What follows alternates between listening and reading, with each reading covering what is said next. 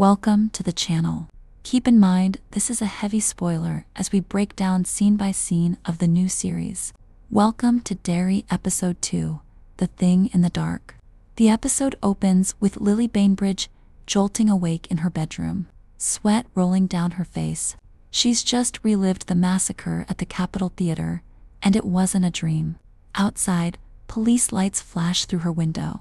Down the street, detectives question Hank Grogan, the theater projectionist whose name is being dragged through the investigation. Inside, his daughter Ronnie clings to him, terrified he'll be taken away. Hank's mother yells at the police from the doorway, protective and angry. The house is tense, heavy with grief, and the whole street watches as the Grogans become the newest target of Derry's suspicion. Morning comes, and a shiny black sedan rolls through town. Inside sits Major Leroy Hanlon, his wife Charlotte, and their son Will. They're a warm, hopeful family arriving for Leroy's new post at Derry's Air Force Base. But as they drive past the Welcome to Derry sign, the camera lingers, a familiar warning to viewers who know how that sign usually marks the start of horror. The Hanlons' smiles fade when a white neighbor refuses to return Charlotte's greeting inside their modest new home. Leroy gifts Will a telescope, encouraging his curiosity for science over sports. Charlotte admires the gesture, but senses something off about this town, a subtle wrongness beneath its quiet charm. At Derry High, Will's first day is rough.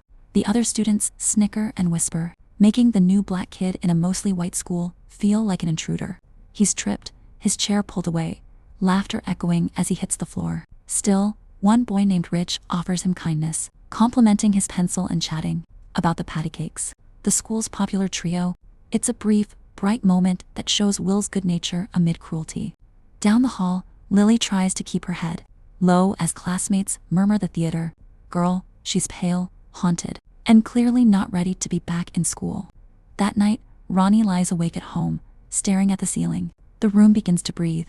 Her bed shifts and bulges like a heartbeat. She tries to move, but the mattress sucks her down as if she's trapped inside a womb. Suddenly, she's drenched in blood and fluid, staring up at the towering corpse of her dead mother.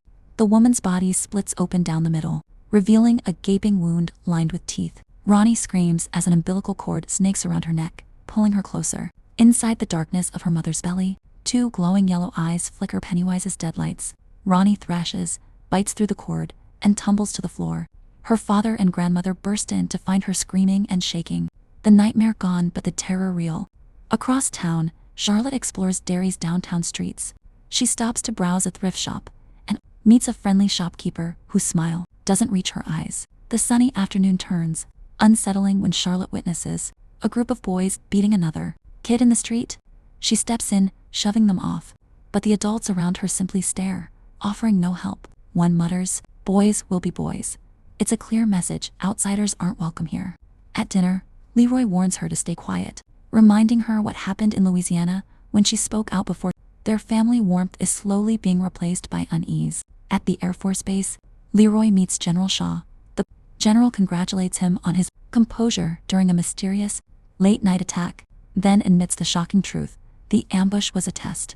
The military wanted to measure Leroy's reaction under fear because he's unique. A past head injury left him incapable of feeling real fear. That makes him perfect for what Shaw calls Operation Precept. They're searching for a weapon hidden beneath Derry, something ancient that feeds on fear itself. Leroy is skeptical until he meets a man named Dick Hallorann, a calm, observant figure who seems to know more than he says. Hallorann is the same man who will one day teach Danny Torrance about The Shining. Here, he's younger, serving as a psychic consultant for the military. Using his ability to sense energy, he guides the soldiers toward a location in the woods. Late that night, their dig uncovers an old car buried deep in the soil, filled with human skeletons. Hallorann glances at Leroy and quietly says, "We're close." The headlights flicker, and for a moment, a red balloon drifts from the darkness. Back in town, Ronnie confronts Lily, accusing her of betraying her father by talking to the police. Lily insists she only told them what she knew, but the guilt eats away at her. The next day, Chief Bowers summons Lily to the station, He leans over his desk, his breath thick with cigarette smoke, and corners her with questions designed to twist her words.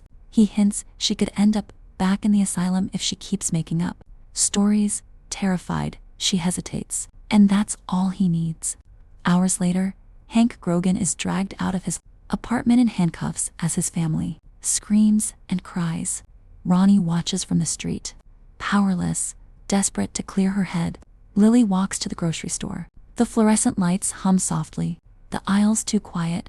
She reaches for a jar of pickles, her father's favorite, when she notices something floating inside that shouldn't be there. A human finger, another jar holds an eye, another, a mouth. They all begin shaking violently, bursting open one by one. Pickle brine and blood spray across the aisle as the body parts roll together, forming a towering, slimy figure that looks like her father stitched from glass shards and cucumbers. The creature reaches out to hug her, whispering her name through gurgling bubbles. Lily screams as the jars explode around her. She wakes on the floor, trembling. A clerk shouting for help. Only one broken jar remains. In the final moments, men in white coats escort Lily away to Juniper Hill. Outside, Ronnie watches the ambulance drive off. The town is silent. Back at the dig site, Hallorann stares into the open pit, sensing what stirs below. "It's hungry again," he whispers. A red balloon rises from the dirt, drifting into the night sky as eerie laughter echoes from somewhere deep. Beneath Derry, Episode 2 deepens the mythology. Fear isn't just emotion, it's energy being harvested and weaponized. Lily and Ronnie carry the emotional scars, while the Hanlon family represents history repeating itself. Will Hanlon, though just a boy now, will one day become the father of Mike Hanlon, the historian who helps the Losers Club fight it decades later. Hallorann's presence ties this story to The Shining, confirming that both worlds coexist, two corners of the same haunted universe. Derry has never looked more beautiful or more dangerous. A town feeding on fear while pretending to smile.